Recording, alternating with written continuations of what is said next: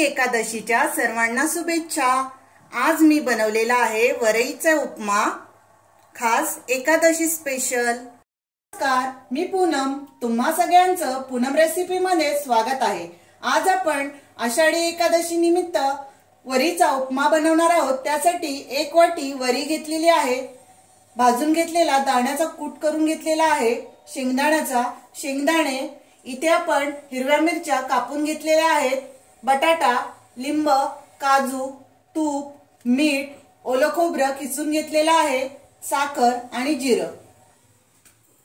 इथे आपण कढईमध्ये तूप टाकून घेऊ।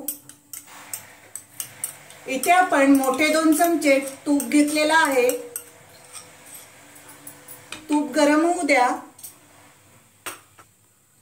इथे आपलं तूप गरम झालंय, त्यामध्ये अर्धा चमचा आपण जिरं टाकून घेऊ। जिरं आपण थोडं तडतडून घेऊया। त्यामध्येच आपण शेंगदाणे भाजून घेऊ। इथे आपण तुपामध्ये शेंगदाणे तळून घेणार आहोत। त्यामध्येच आपण काजूचे 10 ते 12 आपण काजू घेतलेले आहेत, तेही आपण तळून घेणार आहोत।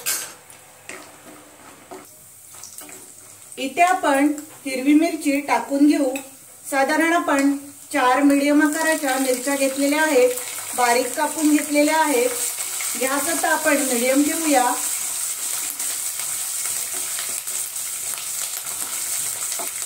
इथे आपण बटाट्याच्या फोडी त्यामध्ये परतून घेऊ। 2 बटाटे आपण कापून घेतलेली आहेत। 2 मिनिटं आपण बटाटा परतून घेतलेला आहे। त्यामध्ये आपण 1 वाटी वरई परतून घेऊया। 2 मिनिटं आपण वरई चांगली परतून घेणार आहोत। वरई आपण परतलेली आहे। चवीनुसार आपण मीठ टाकून घेऊ आणि त्यामध्येच आपण 1 चमचा साखर टाकून घेऊ आणि सर्व मिक्स करून घेऊया। इथे आपण पाणी उकळवून घेतलेलं आहे। साधारण आपण दुप्पट पाणी टाकून घेऊ। 1 वाटी वरई तर 2 वाट्या आपण पाणी उकळवून घेतलेलं आहे। सर्व मिक्स करून घेतलेलं आहे। आता आपण झाकण देऊया।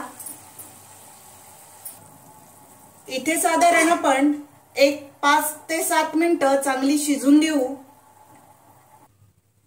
इथे आपली साधारण 7 ते 8 मिनिटं झालेली आहे। आता आपण मिक्स करून घेऊया। बघा, वरई आपली व्यवस्थित शिजलेली आहे आणि मोकळी झालेली आहे। बघा, वरईचा उपमा खूप छान होतो।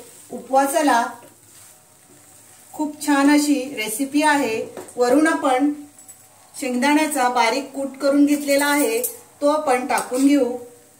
इथे आपण साधारण 4 चमचे शेंगदाण्याचा कूट टाकून देऊ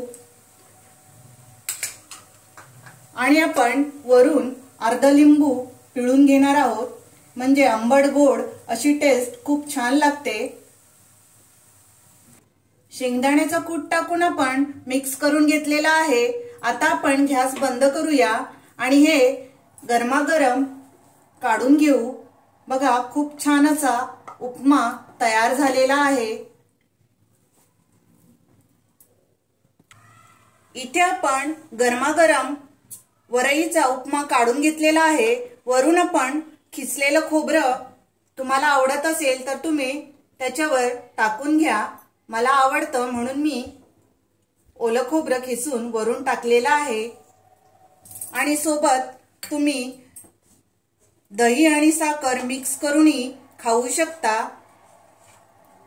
माझी रेसिपी आवडली असेल तर लाईक करा, शेअर करा आणि माझ्या चॅनलला सबस्क्राइब करा। Thank you.